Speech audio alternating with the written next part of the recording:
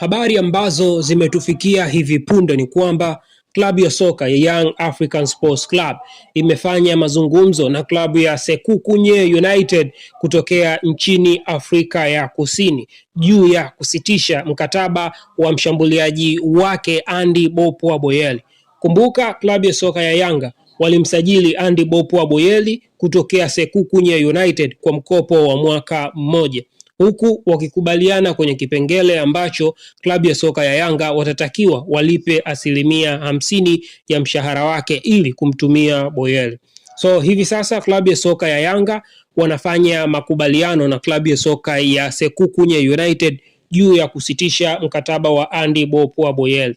Na haya yote ni kwa sababu Andy Bopwa Boyeli ameshindwa kuonyesha thamani yake kwenye ligi kuu Tanzania bara huku akisuasua. Kama bado haujasubscribe, kumbuka kusubscribe, kulike na kucomment.